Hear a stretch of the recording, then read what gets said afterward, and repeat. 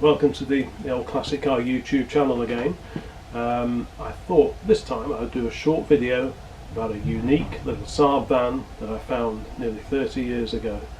To begin the story of this little Saab, which was registered 280 YBH, we have to wind the clock back to the 1980s when Dad ran a very early Saab 900 Turbo, 1979 left-hand drive car. He did, and still does, all his own servicing. He always works on the cars still, changing oils, and back then he did everything on the Saab that needed to be done.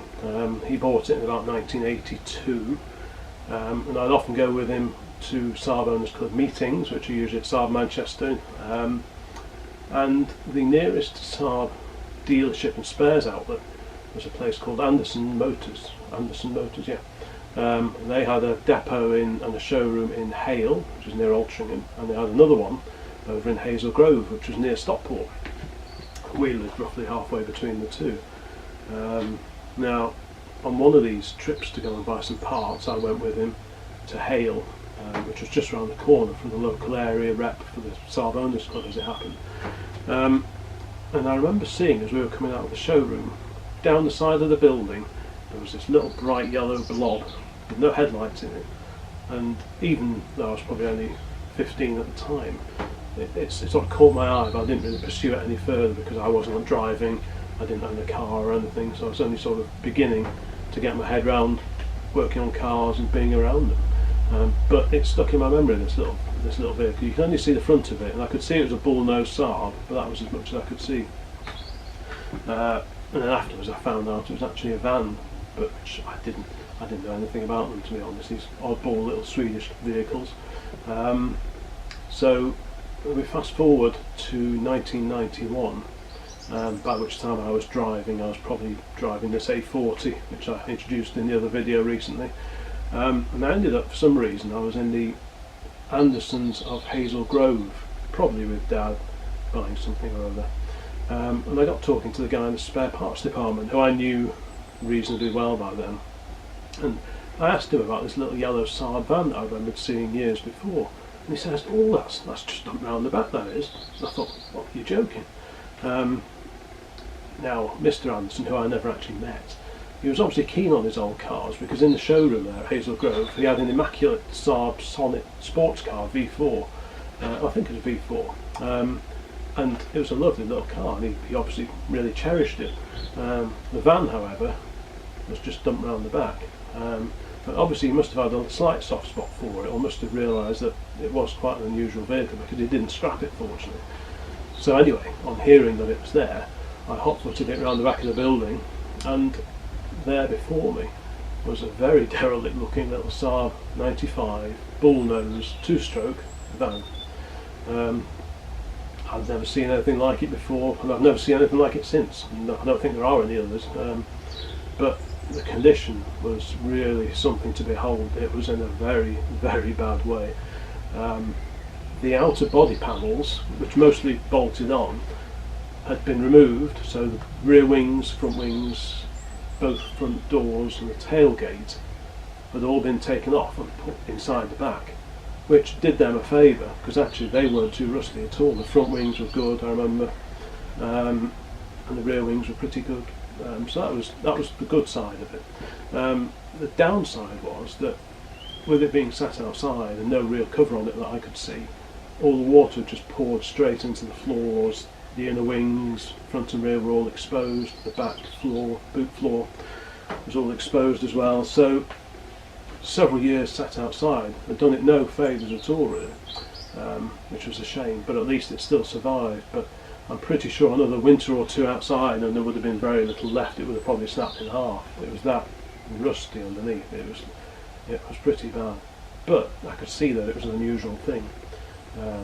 And I've always been interested in sort of small vans and pickups, because a couple of years previously I dragged my first E83W pickup out of a field in North Wales.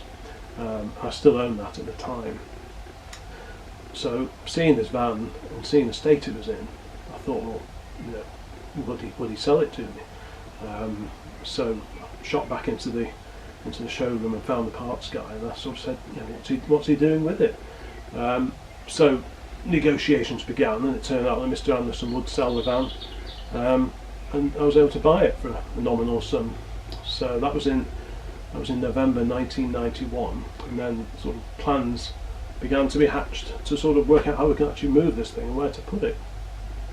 Now, often at the weekends, because by 91 I was mobile with the A40 and the Spitfire, I was able to sort of go for a drive out at weekends, even though I didn't have much money. Any money I had went on fuel just to go driving around and tinkering with the cars.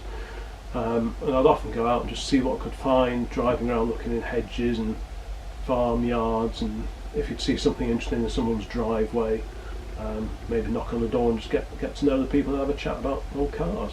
And one day I got chatting to a fellow who had some cars in his driveway, and he put me on to a barn not far from Holmes Chapel, and there was space available, so I was able to secure some space in this outbuilding, which was going to suit me great because I was still living at home. I didn't have any space for any extra vehicles, but I knew I wanted to rescue this little Saab. So I managed to do a deal with the farmer, get in touch with Anderson's and agree a date to go and pick this up. Uncle was press ganged with his Volvo 240. I'm not sure why we didn't use Dad's Saab for towing, because they both had tow bars, but never mind. So yes, so in, I think it was early 1992, we went to go and retrieve this thing. We piled all the loose parts, of which there were many, inside it. We still found the original tax disc, or the last tax disc from 1983 was kicking around inside it, and unfortunately it survived. And then we dragged the thing back. We borrowed a trailer from a guy up the road who had his own body shop in Cheadle, and we were able to use his twin axle trailer, which was handy. So we scooped up all the parts. Fortunately the brakes weren't seized, and we were able to get the thing loaded up. And as you can see, there's a picture of Dad there with it.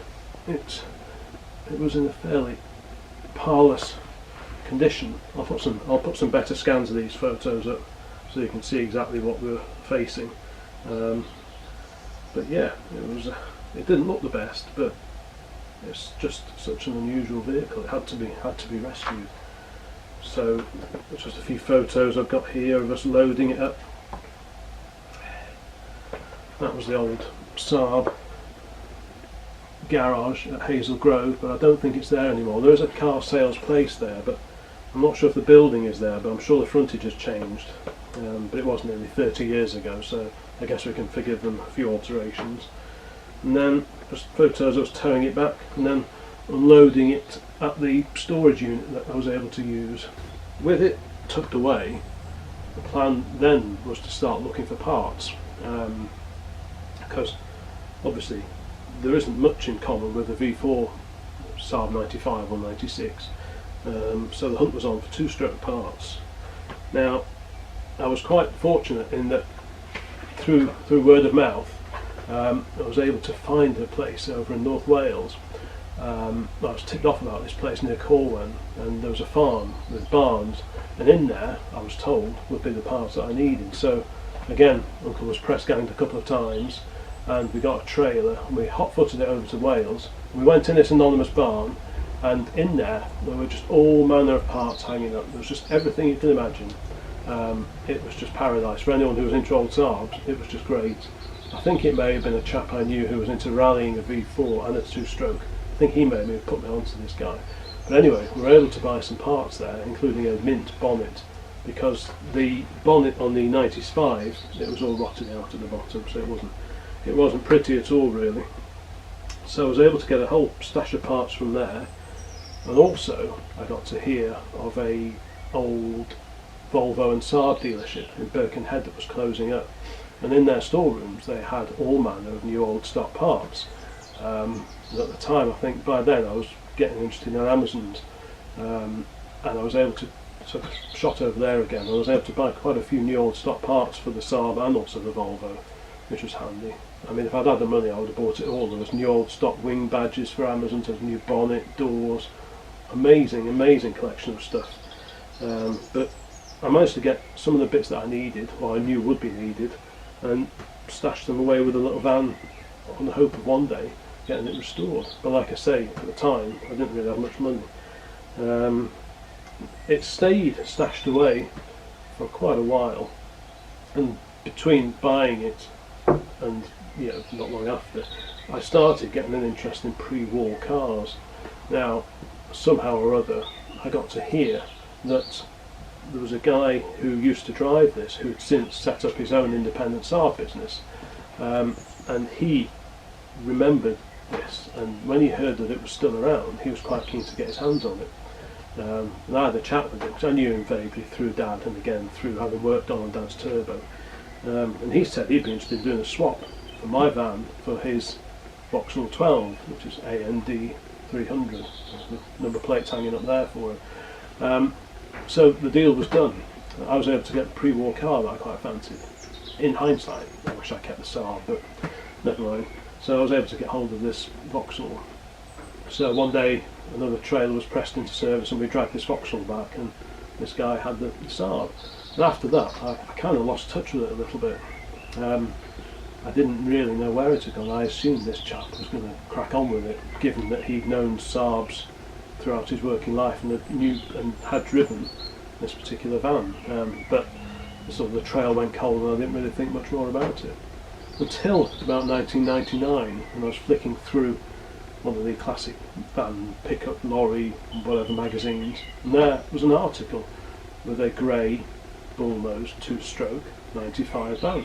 And I thought, God, it can't be that van. And of course, as soon as I flicked through another page or two, and there was the registration, 280 YBH. And I thought, wow, this thing's been done. Now, at the end of this article, the then current owner said, if anyone knows anything more about this, can you let me know? So obviously he didn't really know a great deal of its background. So there was a contact phone number. I gave him a shout, and I was able to tell him a bit about where I found it and where it had been and some of its early history, which I knew by then. So yeah, that was pretty cool. He wrote back to me as well, actually. He said the restoration took 2 years and a lot of willpower to complete, and had its first outing at the SAAB International again last year, which would have been 1998, and it won Best in Show, which was pretty cool. Now, as well as writing back to me, which was nice of him, he sent me a few photos during the restoration, which just show that it was a real nut and bolt job that he had to do, because the thing, structurally, it was as rotten as a pear, and if it had just been a normal 95 estate or a 96 saloon, it would have probably just been broken for parts. But being a van, and a factory built van, not some homemade conversion, meant that it justified the amount of work that it obviously needed. He also sent me a couple of photographs of his driveway, in which the van and another 95 and a 96 are shown parked. Like I say, this letter and the photos were received in 1999, and it was really cool to see that, to think that, okay, I hadn't actually been able to restore it, given that I was only 21 at the time, just. But at least it saved the thing, and then someone else had had a chance to restore it. Now, I lost touch with it again a little bit after that, and I did see it advertised once or twice in the years following that. And then it sort of went out of my mind a little bit, and then it popped up for sale somewhere in America at an auction. I'm not sure if it sold at the particular auction that I saw it, but clearly it had crossed the pond and it was over there now. So I must have thought the market for a unique SAAB vehicle was obviously going to be better over there than perhaps here in Europe. I don't know. I mean, the chap who restored it, he told me that he took it to the SAAB museum at Trollhättan, and they didn't even know the existence of the bullnose vans, which was pretty cool if I remember that correctly. But anyway, it found its way to America. It popped up once or twice for sale, and then I lost touch with it again. And then on Facebook I came across a guy who ran a SAAB museum page, and he's setting up a private SAAB museum with his own collection of SAABs, and amazingly the little van popped up in some of his photographs. So I got in touch with him and had a bit of a chat about the old van for old time's sake. 'Cause, I mean, it was nearly 30 years ago I found this thing, and it's just really cool to know that it's still around somewhere and it's in good hands, because he's got a huge collection of SAABs now, and it'd be quite neat one day if I get over there to go and see it again.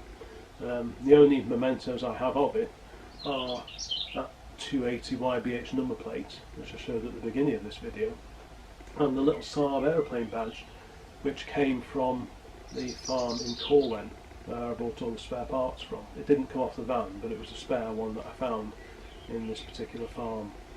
And that's more or less my involvement with this one-off surviving SAAB van. I've seen one or two V4 vans around. Now, I think they were genuine. I saw one at the View of the Auto Jumble many years ago, about 1993, 94. One of the stall holders had it. So there's one or two V4s around, but I've not seen any of the bullnoses. My understanding is that in 1962, 3 two-stroke vans were brought into this country for use by SAAB Great Britain, to use for delivering parts to SAAB agents around the country. That's the story I was told when I first spoke to the guy in the parts department at Anderson's about it.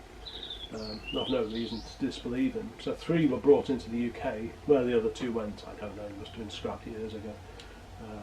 So this is the only one that survives anywhere, as far as I know. I was told that they were built originally for the Danish Post Office.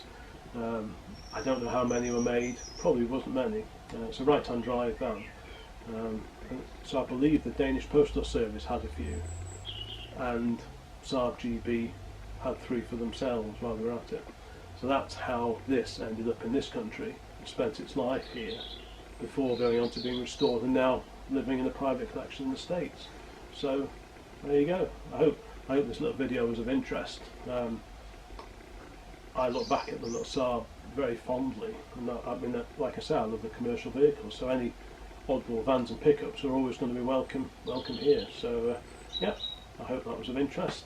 Thanks for watching, and if there's any interest in this video and videos like it, I'll make 1 or 2 more. So thank you very much. Bye bye.